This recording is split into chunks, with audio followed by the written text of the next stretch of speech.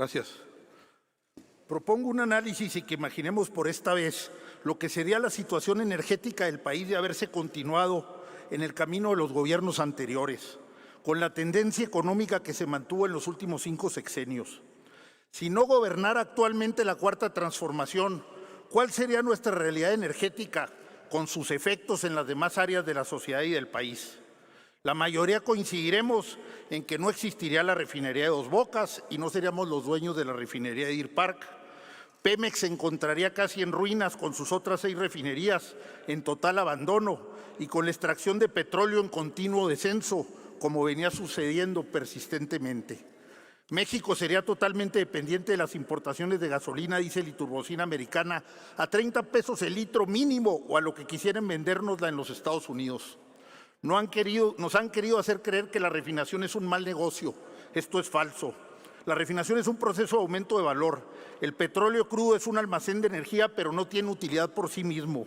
El transformarlo en gasolina, diésel, turbocina y otros derivados es lo que le confiere su valor.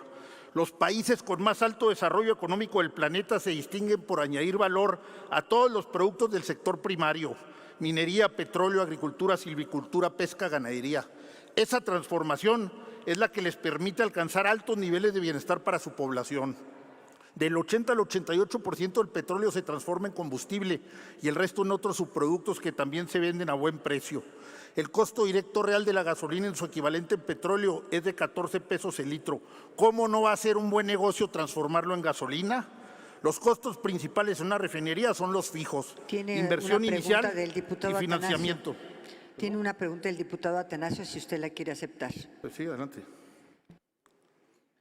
Señor senador Rafael Espino de la Peña, sin duda el presidente de la República, Andrés Manuel López Obrador, ha sido alguien que se ha valorado como un gobernante, ejemplo a nivel internacional, porque al entregar Dos Bocas y al entregar también la refinería de Texas, hoy, quiéramos o no, es un ejemplo internacional para México y para el mundo. Indudablemente, simplemente la refinería de Deer Park en Texas procesa 340,000 barriles de petróleo y la refinería de Dos Bocas está proyectada a procesar también 340,000 barriles de petróleo. Estos son 700,000 barriles de petróleo que en el agregado era menos de lo que se procesaba cuando se entregó el Sistema Nacional de Refinación en esta administración. Continúo.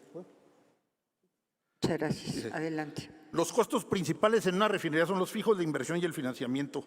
Si construimos con recursos propios, no tenemos que pagar intereses por la refinería. Por ejemplo, si hubiéramos pedido $5,000 millones al 6% anual, nos estamos ahorrando $300 millones de intereses.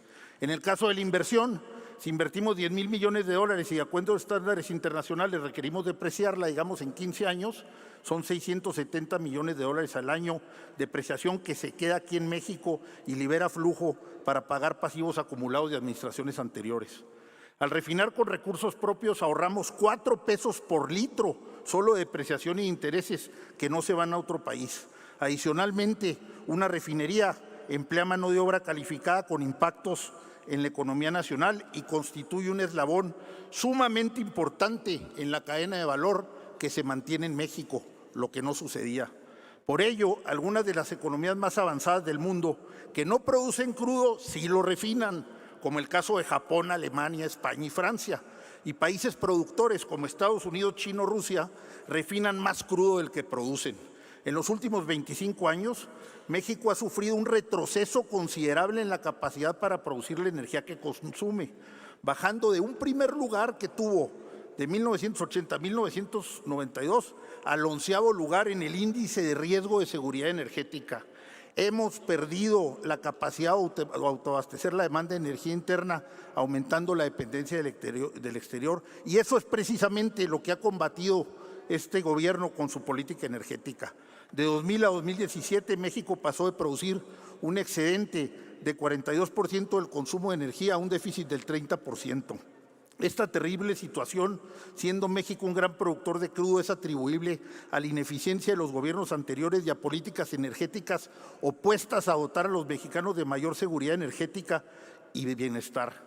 Son un acierto las acciones emprendidas por este gobierno para recuperar la autosuficiencia energética y reducir la vulnerabilidad que ha tenido la economía mexicana, dentro de las que se cuentan la rehabilitación de las 6 refinerías, la construcción de la nueva refinería de Dos Bocas en Tabasco, el gran negocio en la compra de la refinería de Deer Park en Texas y la recuperación de residuales en Tula y Salina Cruz.